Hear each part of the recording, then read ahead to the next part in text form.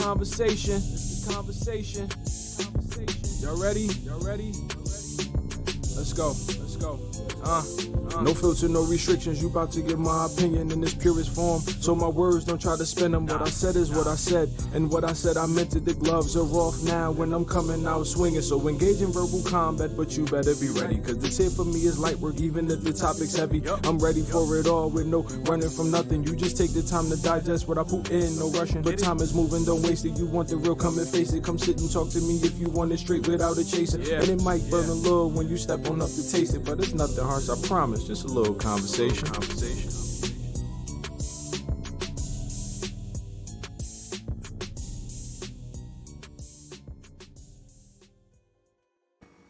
Hey, welcome to the conversation on Ukraine. And today we have John with us, but I'm Dave. I'm Harold. And as he said, I am John, or I go by also Keoni. And that's what we're going to go by today. But go ahead. You're going by Keoni? I never know, man. Well, I'm going to own the Keoni production company. I was like, I got to start using the name that I go by outside of work, Which is actually, like his D&D character when we were playing together. And let's get off of me, Dave. Let's get to conversation on Ukraine. Anyway, so we're talking about Ukraine. And look, I'm a political science guy and not international relations. And I've just been all up in this. My life, I'm obsessive on this. So stop me before I talk. And I'm supposed to be running the conversation, but so I'm going to go to Harold, age and beauty, and let Harold say, what's the first thing we should talk about for Ukraine? Well, I mean, let's see. What do you think were the factors that led to Russia feeling the need to engage or invade Ukraine? How do we get here? And in fact, I've been working on that because beforehand we saw things and we had some questions going on. I just finished reading and listening to a book by Anders Asland about Putin's kleptocracy, about the system. And it was interesting. He wrote it in 2019, and he ended up in his conclusions talking about the system that Putin had put together, and he quoted a Russian minister from 1904 who had said, "What we need is a small victorious war, right? To avert revolution, we need a small victorious war." And Aslan said, "You see this a lot amongst the Russians, and they quote that a lot." And his argument was that throughout Putin's tenure, he had frequently used wars, the war in Chechnya, not actually a war, but a war against the oligarchs in his country, and then actual fighting in Georgia, and then the 2014 annexation. And he said, Putin at every step along the way has used wars to distract and to leverage his popularity, because after he annexed Ukraine, his popularity in Russia was about 88%. It was a very popular move. And so this guy ends his book in 2019 saying, we really have to be worried that Putin is getting more risk acceptant. And he said, we have to be worried about him trying to have a small victorious war. And when I'm reading that going, oh, now there's always a book that looks really good in retrospect, but so I think in general, my thinking at this point as I'm collecting information is that Putin is in a situation where he is, his economy is not growing. He needs to keep public opinion focused on him to tighten his control. And I think that he manufactured this crisis for an external threat that would make him more popular in Russia. And it hasn't gone the way he wanted it to, but everyone expected it to be a small victorious war. Because this isn't helping his economy at this point. No. Well, and Anders Asland is an economist, right? It was very interesting. It's the whole book was about the economy, and he ends up making this war prediction. Mm-hmm. No, they have been stealing Russia blind, Mm-hmm. and they're very stagnant. They haven't been growing, and they have been maintaining macroeconomic stability. That is to say, the interest rates, the unemployment rate, the inflation rate. It's been stable but stagnant, and that is okay. But as people are not growing and they're not able to get ahead and do things, so he's got kind of a problem uh, uh, of this kind of boiling kettle. And so he might have been looking down the road at needing to boost his legitimacy in the country, because it's been kind of ebbing as he has less and less support from Aslan argued that he lost the Moscow upper middle class. He's lost the middle classes of the cities because he has not delivered the economic gains that they would want. So, how do you feel about the European support to Croatia?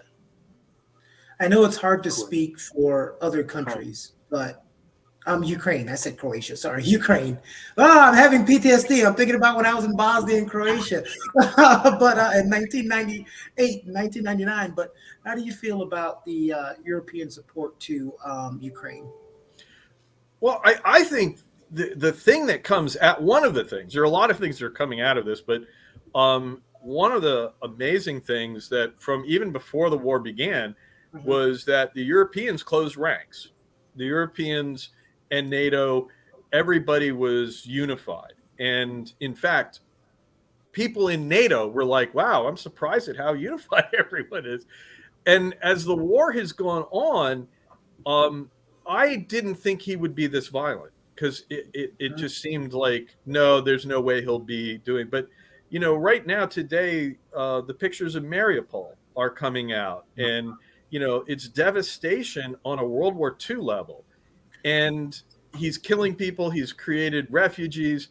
And I think what he's done is unite Europe in a way that, is going to be long term. That he's really, these are people who have in their cultural memories their cities being bombed, and they live in places that look like Ukraine, and they live near Russia, and so I think that the initial response has been there. They have been on board, and in fact, President, I think one of the big outside, for China, right? Xi Jinping, one of his, I've seen reports that he is kind of like taken aback by how much this united Europe.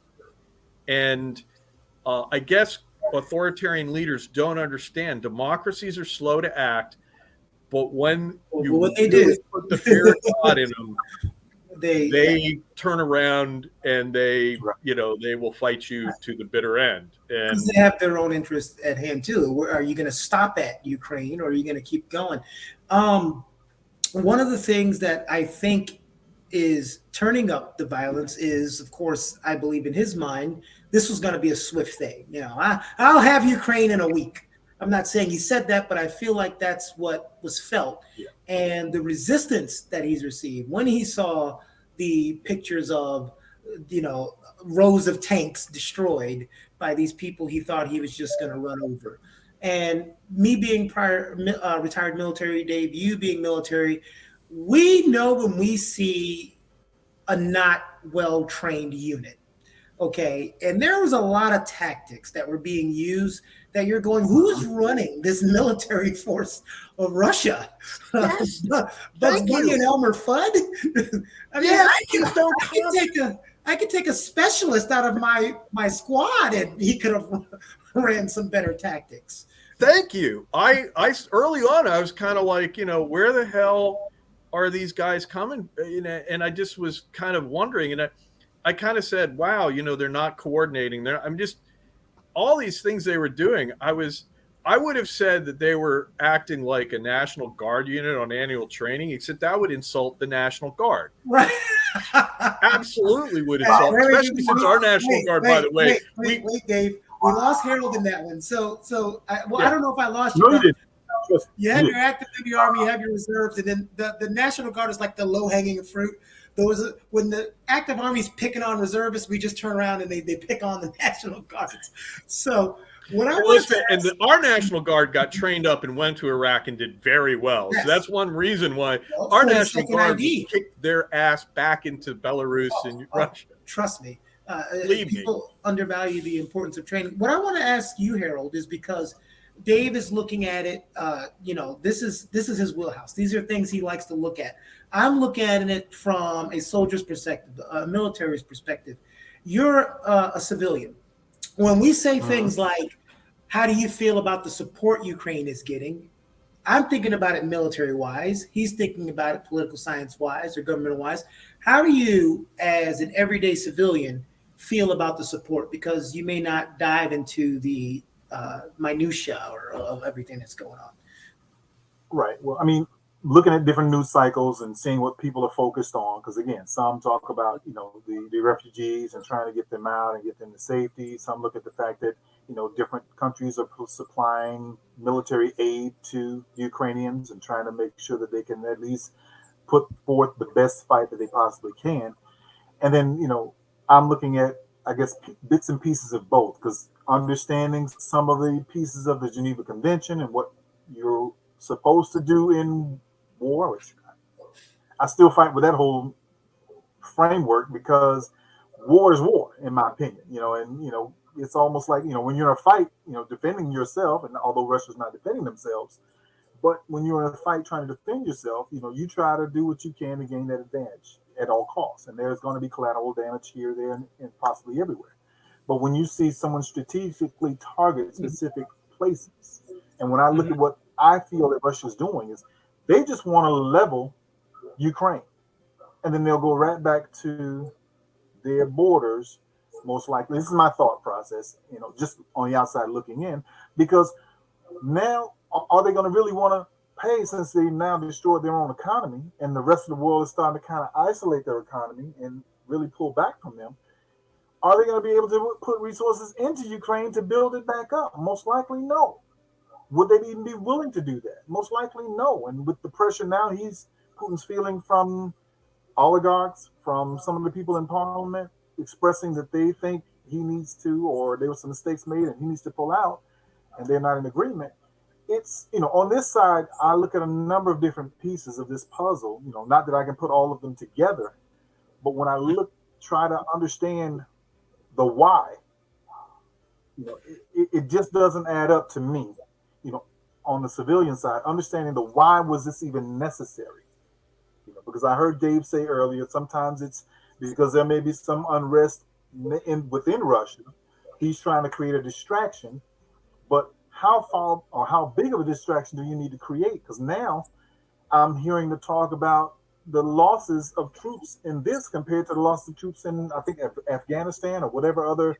They lost more troops in a week than we've lost in the whole Afghan war.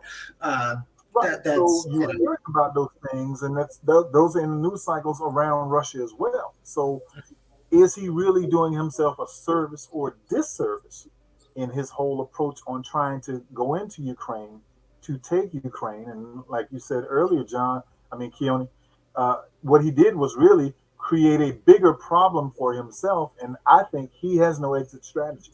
I don't think there was an exit strategy that, hey, if we don't get to a certain metric, we got to pull back and, just take that loss and move things forward. So, there was no exit strategy. It was, we're going to send all of our tanks in one line down these cities and we'll be done in a week. Victory was their exit strategy, and it has eluded them. Right. Dave, you're subject matter expert on this. We talked about the European support. How have you felt about the U.S. support to Ukraine? Well, I think that, the U.S. has been, Biden very early on, just said, look, he took the whole thing, the whole use of troops. He took, all of that off the table, and they made it very clear. And you you can argue about that, right? That should you have done that? And the thing is like, well, it's a nuclear power, so I would not poke the bull, would be my, and I think he was doing that well. I think his recent gaffe of Putin can't stay in power is probably going to be one of his more memorable lines in history. And it's going to go, when Ronald Reagan said, "Mr. Gorbachev, tear down this wall," that was why everyone, oh, you can't do that. And but in general, I think the U.S. support has been as much as it can be. I don't know. In some ways, we can make things a lot worse, right? You have to be careful. We're the enemy from Russia's point of view. And so, they're going to resist us. I think that in a lot of ways, the Europeans have been more important in that they're lining up with us.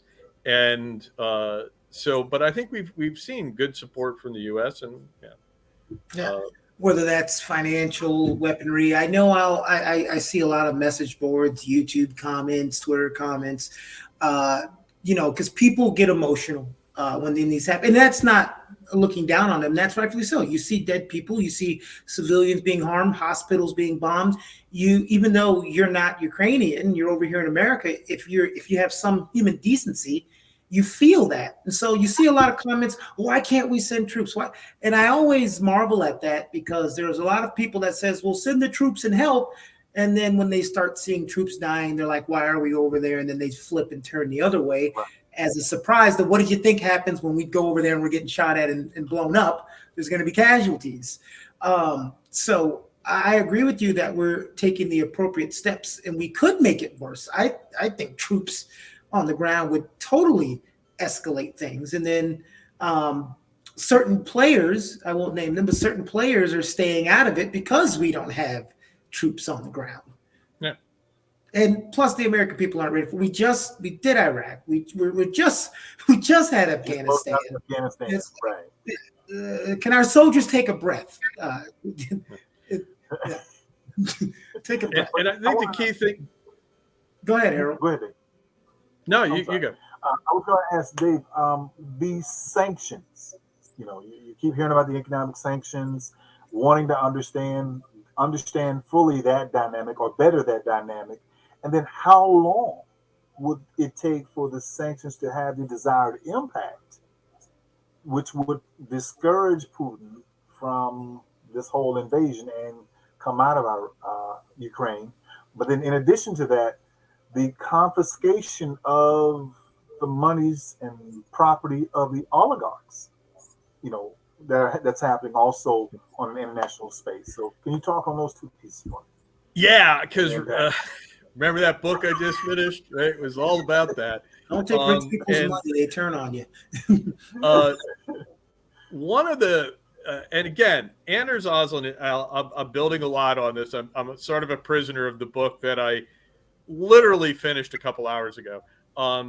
But Anders Osland, by the way, he was a Scandinavian economist who worked with Boris Yeltsin and has been involved in Russia since the 90s. So he's really the guy on the ground. And one of his points about the sanctions is that at one level, traditional sanctioning doesn't work very well on Russia because it has isolated itself. It doesn't have a lot of trade except their oil exports. And if you're not going to sanction the oil and the gas, that's problematic. He pointed out that one of the really fascinating things he talked about was that that the Russians and in fact the oligarchs have been of diminishing importance. The original class of oligarchs kind of went away. And even guys like Roman Abramovich, who's the guy who owned Chelsea Football Club, and I think has been the most visible one, has had kind of a diminished role of late as it's gone more to people who are, you wouldn't call them oligarchs because they actually have big important jobs and they're in the government or they run state-run businesses, but they are oligarchs. Right? They all are just stealing money, right? And they're taking their money. And they're one of the things is one of Russia's problems under Putin is that there's no rule of law. There's no security of property rights in the country. And so that's partly of how these guys get rich is they prosecute businessmen and they or threaten to prosecute them and then extort money or their company from them. And they've seized and stripped assets from state-run companies. It's a Aslan has been saying this is a kleptocracy now. The thing is, though, the very thing that allows them to steal means that their own funds aren't safe in Russia. They need to get them out of Dodge.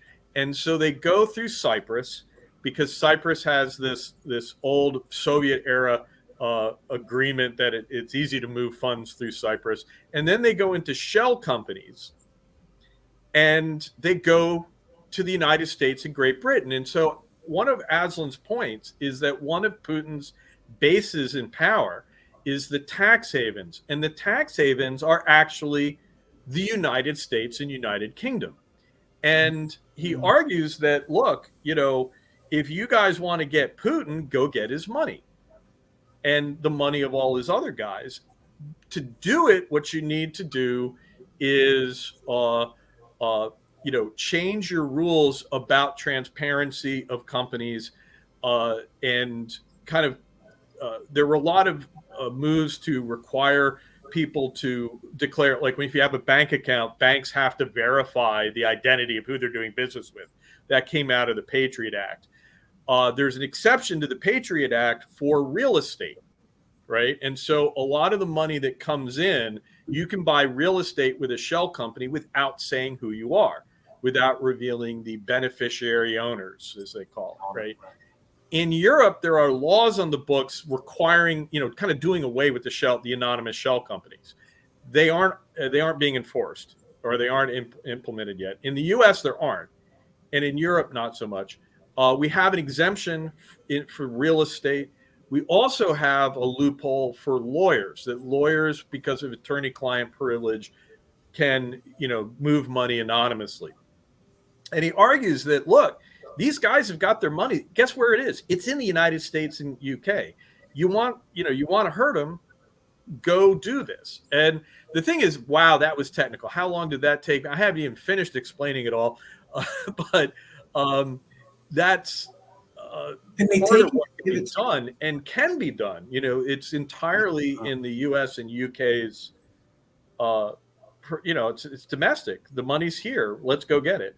And that is a very interesting thing. We'll see if anyone realizes it and whether legislation starts moving to close loopholes and hunt the money down and impoverish these guys.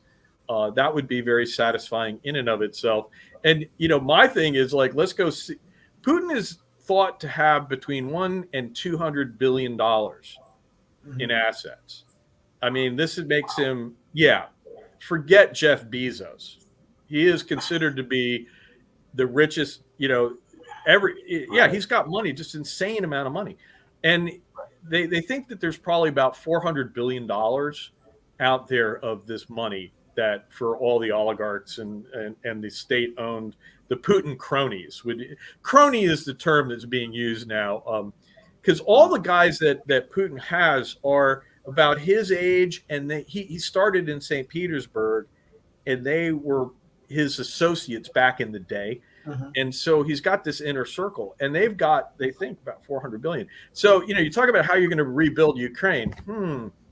You money. Where could we get some money? Build Ukraine and give me some of that too. I'm sorry to derail. I don't like how you guys look both bigger than me. I don't know how to fix that. I told you earlier you needed to be as tall as us. We got muscles. I'm just going to have to lead up. You got muscles. Okay. Or I could just tilt this up and suddenly now I look so okay. Do I look about your size now? Yes, you do. All right. Here's the old guy using technology. You didn't really use technology. You moved your camera.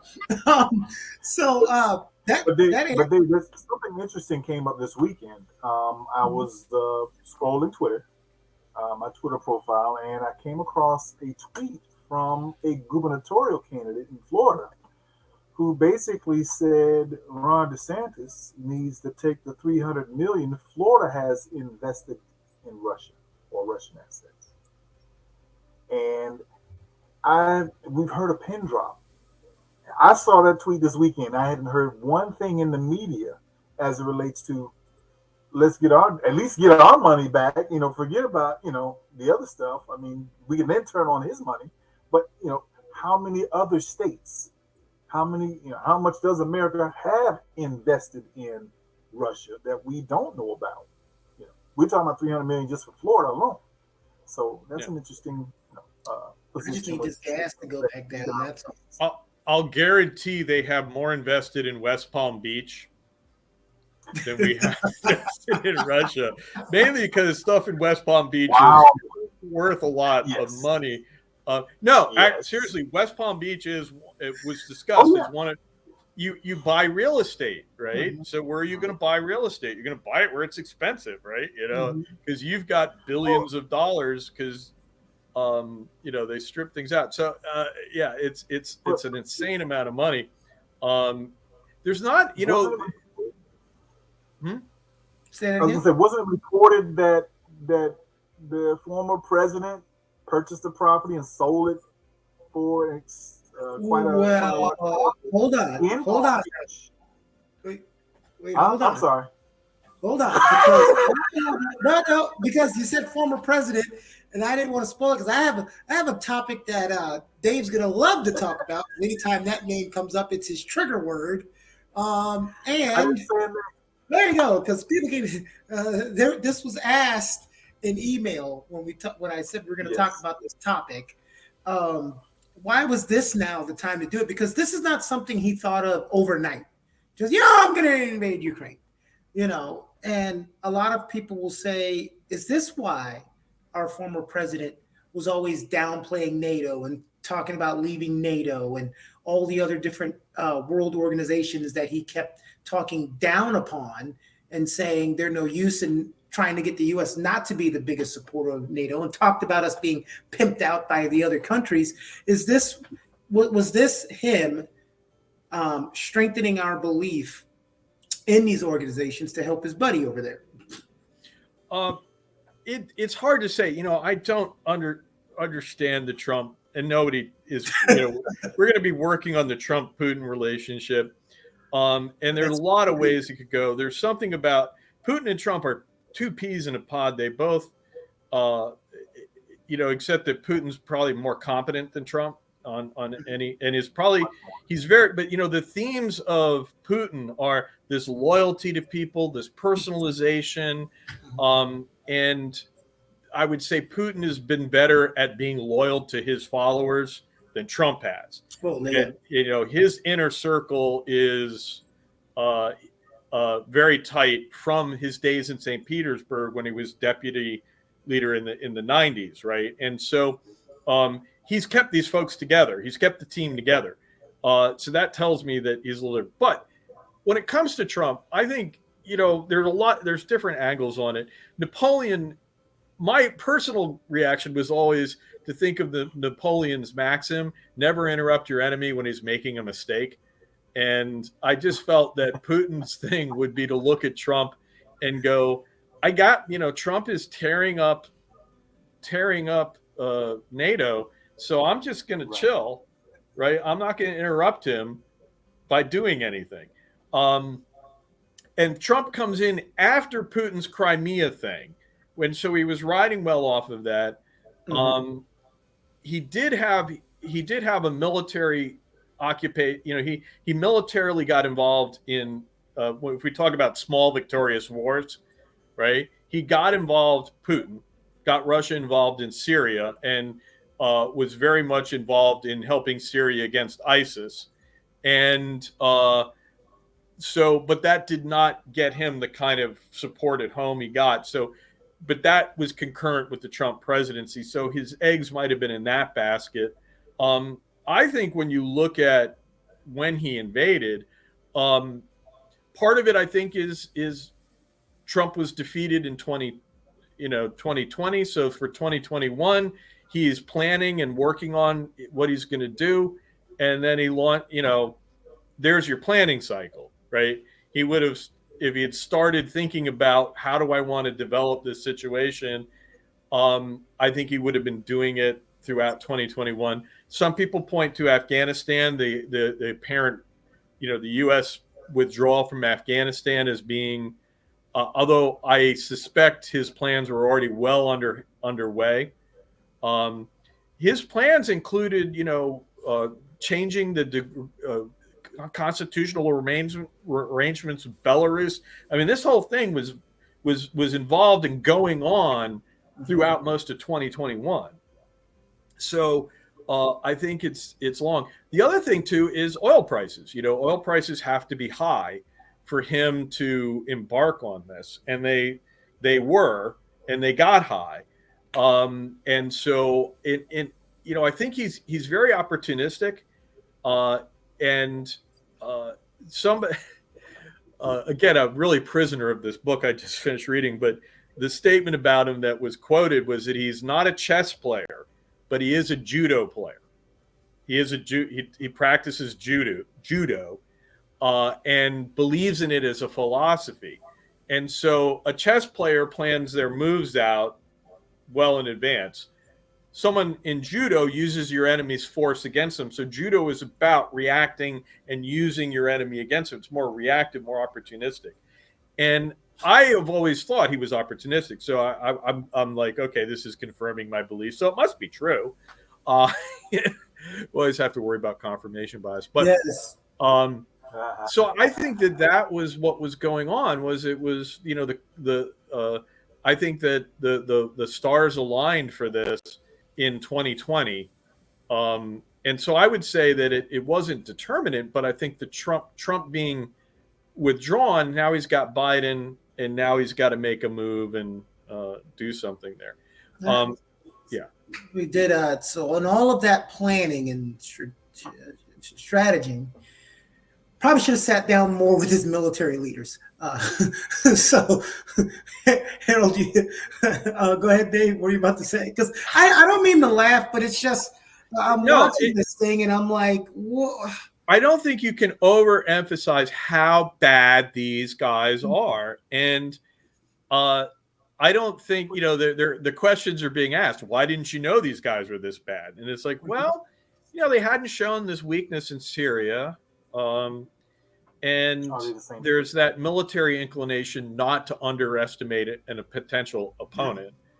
But in a way, it's not surprising. Overconfidence as well. Well, and it's also not surprising in that dictatorships or authoritarian regimes produce crappy militaries in comparison to democracies. This is a born out, democracies do better. They fight better.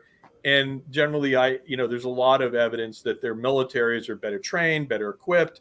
And you are seeing the human, you'll understand this, Keoni, human capital, right? Yes. Not a term that gets bannered about, but the training, the investment in your people is just so key that, you can build a nice airplane. You can build an Su-27, but do you have the pilot in it?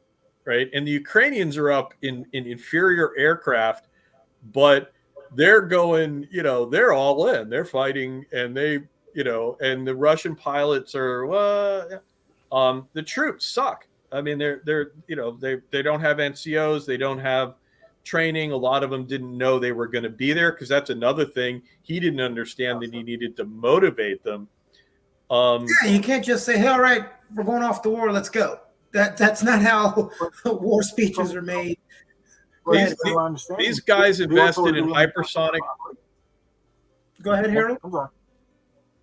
From my understanding, the troops were told they were going to be doing some operations or strategic, I guess maneuvers or whatever the case may be. And then you get there, and then your orders change while you're on the other side of the border. And I don't think, like you said, those troops were not motivated. But also, stepping back to what you guys said earlier about Trump and why it didn't happen during his time, I feel strongly that Putin already had America at bay. Even when Trump was withholding what had already been allocated or appropriated by Congress, the military support for Ukraine, he withheld it, trying to extort, I guess what goods on Biden about for his presidency or for the election. So you had all of those things going, and as long as Putin knew that he had Trump in his back pocket, he could wait for as long as he could. Now, once Trump wasn't reelected, because from my understanding, many say that upon reelection he would have removed us from NATO. He would have done a whole lot of other things to definitely help Russia. Definitely try. Definitely try to remove us from NATO. I don't think it would have happened, but he would have definitely tried really hard. But what thing that's been substantiated about, and that's one thing you never do to troops. When we went to Kuwait, they didn't go, "Oh, we're going to fly you to Kuwait and you're going to do some training missions. Oh, by the way, here you're at the Iraqi border, go fight." That's not that would have went over very poorly. So that's something that when you first heard it, it's like no, and then it's been corroborated and substantiated by the families of these soldiers, by the soldiers themselves, and that's a horrible position because you're in a mindset. Right? Mm-hmm. Okay, training, you're supposed to take it serious and pretend that it's actually real, but we're human. Right? We're human. We know it's training. We know it's not real bullets. We know it's not life and death. Yeah. So you didn't even have them in the proper mindset. And you haven't, and there are just other things like, the Russian troops will never go to National Training Center, right? Mm-hmm. A dictatorship is not going to have a system where they go out and actually train. We send our armored units out to out into the Mojave Desert, and they get their asses kicked. They get wiped out by the OPFOR they almost always lose, right? Yeah. Because they're facing and they love it, right? They're like, all right, we're learning. And everyone laughs and it's all great. You couldn't do that in an authoritarian regime. It would be embarrassing. It would be, there's no, they don't have the commander in chief, right? They have not done, after the Beirut operation and the bombing of the barracks, mm-hmm. There was legislation that put into place the commander in chiefs, the central commands, the various commands around the world, and they realized that if you ever have to go fight, you need to have a Dwight Eisenhower. You have to have a MacArthur. You have to have the one guy in charge to, run things. And that guy reports to the effing president, right? And that reform came about, and it took a while to get it together and to work it, but it ended up, producing Norman Schwarzkopf and all the, these other guys. And that has been a very key part of how we've done it. They don't have that. They haven't, because you can't have strong military leadership or unity of command because that guy can take over. Even with the leadership, and I'm not disagreeing with you, even with the leadership, when you're the dictatorships, they don't look at the human element of the soldier. And think about, Dave, when we get mobilized and we deploy, we have this preparation to get our family stuff in order. We have programs to put our spouses in, our kids in. We get everything lined up, our insurances. They send you through all of these things to get checked off that you have.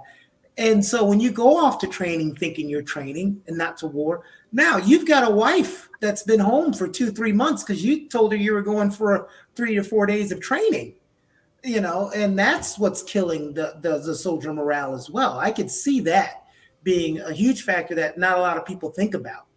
I'm in these Ukraine streets fighting these Ukrainians I don't want to fight, and I'm thinking about my family back home the entire time because I don't have them set up for success if I'm dead.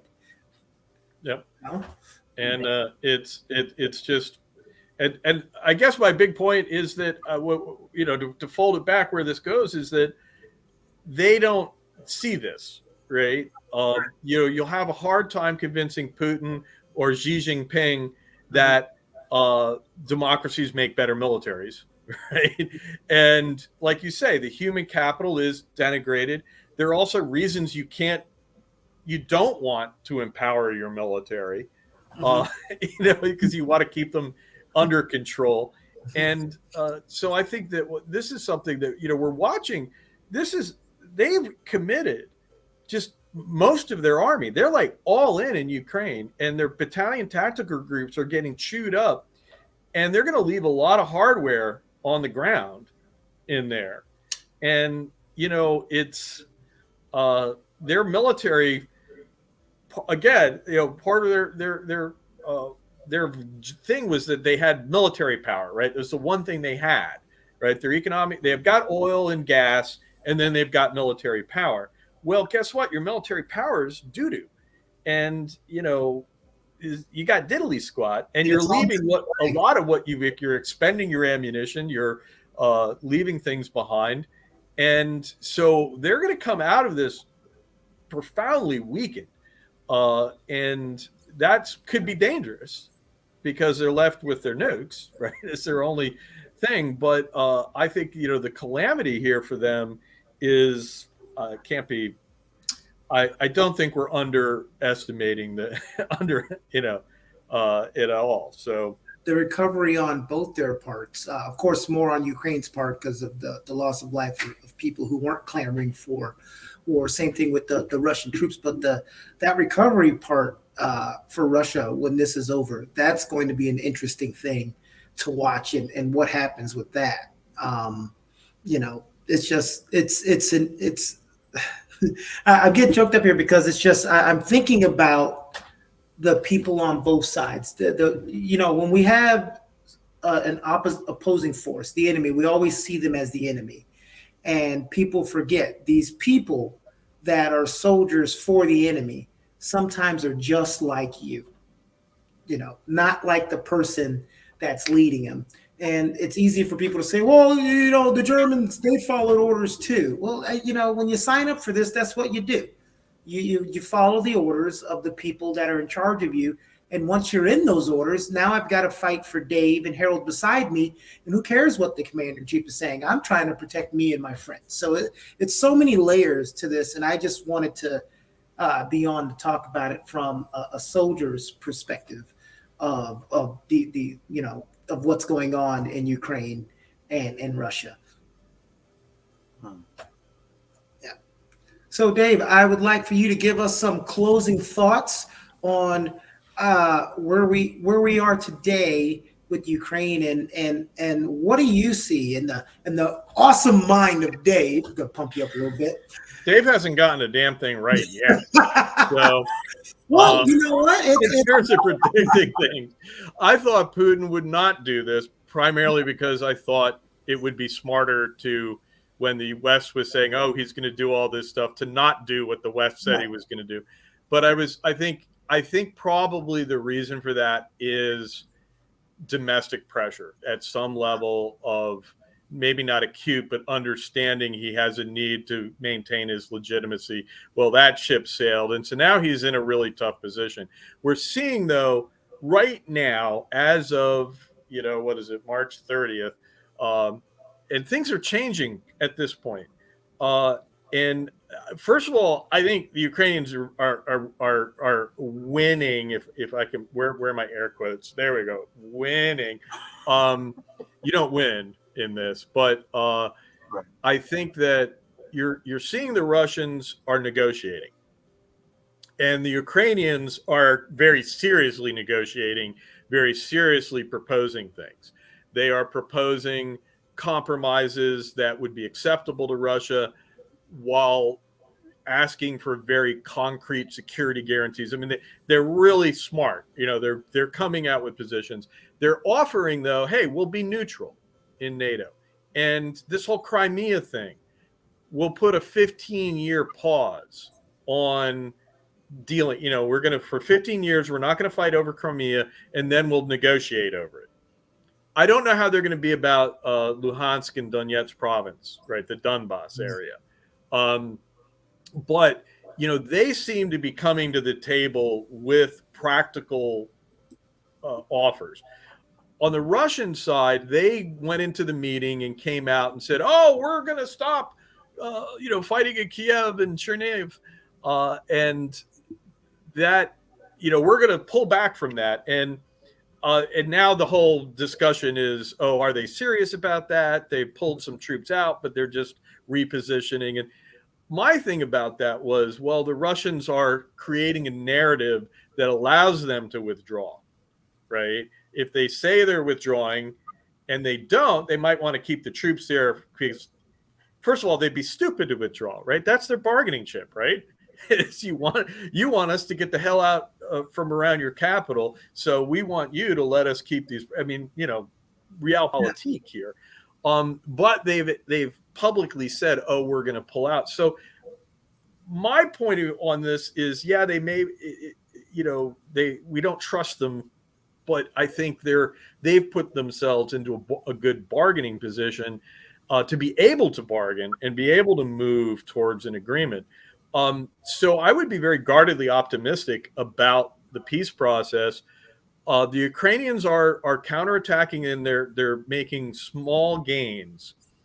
So the war is actually going in their direction, which is also going to encourage Russia to move forward. And, hey, if you might be at your peak level, right? You might have hit your high tide here. And so I really think that that is also, reason to be guardedly optimistic. And so, longer term, I think we're headed, we're going into a new Cold War with Russia. I think Europe is going to be, I don't think sanctions are going to just magically disappear. And I think we're going to be in a period of really, outright, the curtain's been drawn. This is now an antagonistic relationship, and let's just sanction them for the general point of it. And so long term, I'm not liking Putin's chances. However, dictators survive, right? Dictators do not have to win wars to stay in power. Anwar Sadat was assassinated at a parade celebrating their military victory over Israel, which wasn't a military victory, but that's what he wasn't assassinated because he lost to Israel. He was assassinated because it was Al Qaeda, right? So, or the precursors of it. So, my point is that the fact that the economy doesn't do well and he doesn't win normally doesn't have an impact. But if he's worried about his legitimacy, this is not going to help. And so I keep wondering, just wild idea here. Abdel Nasser took over Egypt and Muammar Gaddafi took over Libya as colonels because they were left on the battlefield against Israel in bad shape. They felt that their monarchies that they had in their countries were not cutting the mustard. And so we had a number of, it's called a colonel's revolt, where the mid-level goes in. And I'm watching this Soviet army, or excuse me, Freudian slip, Russian army get, embarrassed and humiliated. When that comes home, I wonder what happens there, right? And so that's another thing. Will there be in the military, in that side of the government, a great deal of, hey, you left us out, you hung us out, and that could be another form of instability that Putin will have to deal with that he hasn't had to deal with yet. So there we go. There's pontification for you. There's pontification, there's long-windedness, there's education, and we need to solve this problem. You know who we need? Oliver North.